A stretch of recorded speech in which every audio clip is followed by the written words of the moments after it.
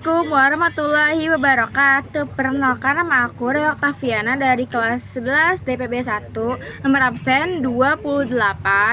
Hari ini aku bakal bikin tugas video mewawancarai orang terdekat terkait karir mereka. Oke, jadi saat ini saya sudah bersama dengan orang yang akan saya wawancarai, yaitu bapak saya. Dan langsung aja kita mulai ke pertanyaan yang pertama. Oke, untuk pertanyaan yang pertama ada, apa pekerjaan bapak yang sekarang? Bapak kerja di salah satu dinas terkait di Pemprov DKI Jakarta. Untuk pertanyaan kedua, Bapak boleh cerita nggak pekerjaan Bapak itu ngapain aja setiap hari? Kebetulan Bapak ini bagian koordinator lapangan di salah satu suku dinas sumber daya air Jakarta Selatan. Jadi aktivitas setiap hari Bapak itu keliling mantau pekerjaan di lapangan, apa yang dikerjain tim Bapak pantau tiap hari. Jadi perkembangan dilaporkan seperti pekerjaan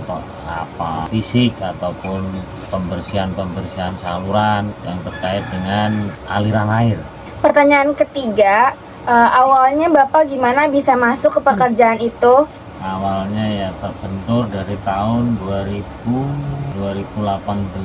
Jadi awal mulanya kan Bapak pekerjaan di bidang konstruksi pengelasan, terus berhubung kontrak tempat di Jakarta cukup mahal, Bapak beralih tuh ke driver online tuh waktu itu. Driver online sambil cari-cari pekerjaan lain, akhirnya ngelamarlah di suku dinas itu, suku dinas sumber daya air 2018. Alhasil alhamdulillah keterima sampai sekarang. Pertanyaan yang keempat, waktu remaja kira-kira Bapak cita-citanya mau jadi apa sih? Bapak sendiri itu cita-citanya sebenarnya mau jadi pembalap. Nah bener, cuman nggak didukung sama finansial modal. Dulu tuh Bapak di kampung di Ngawi itu senengnya sama motor zaman dulu, cuman nggak terdukung nih sama fasilitas, ya intinya keterbatasan ekonomi lah, jadi tidak tersalurkan bakatnya itu. Jadi kita masuk ke pertanyaan yang kelima, cita-citanya waktu remaja sama nggak sama pekerjaan yang sekarang? Enggak sama, nggak sesuai sama yang di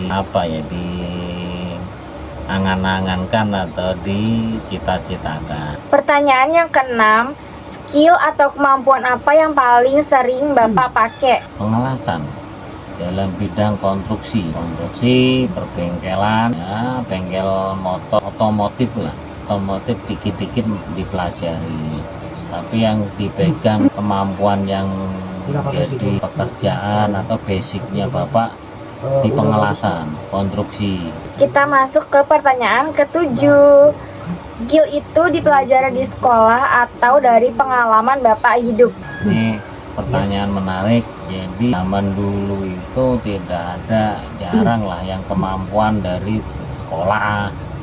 Kalaupun sekolah kayak STM, SMK zaman dulu cuman teknik dasar. Jadi kemampuan yang Bapak dapat ini benar-benar dari keseharian. Jadi autodidak, jatuhnya ya belajar langsung di lapangan, praktek langsung. Dari saking seringnya begitu akhirnya menguasai pekerjaan itu. Pertanyaan yang kedelapan, apa hal yang paling seru atau menyenangkan menurut Bapak dari pekerjaan ini? Pas menerima gajian, yang intinya yang pertama itu banyak permasalahan yang harus diselesaikan dalam masyarakat, banyaklah keluhan masyarakat, termasuk kan kebetulan di suku dinas sumber daya air, jadi keluhan itu terkait dengan aliran air, genangan, banjir dan segala macam. Jadi dari sekian banyak itu ada serunya. Jadi kalau waktu kerjaan selesai kita merasa seneng aja lah, seru. Dan dari beberapa itu juga. Pertanyaan yang kesembilan, apa tantangan atau hal tersulit menurut Bapak dari pekerjaan ini? Ini bukan masalah sulitnya aja, jadi banyak macamnya. Terkait resiko kecelakaan kerja juga cukup tinggi, resiko penyakit, virus, macam-macam, banyak yang karena pekerjaannya ini jatuhnya juga tidak sehat, maksudnya di tempat kotor.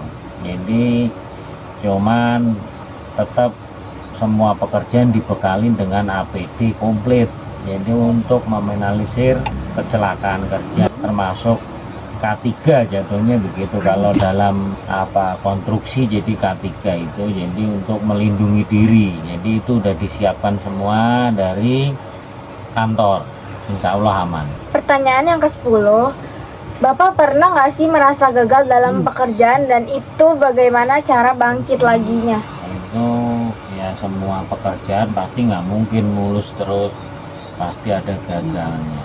Jadi setiap pekerjaan yang gagal kedepannya diperbaiki lagi, jadi pengalaman kegagalan itu nggak terulang di pekerjaan berikutnya.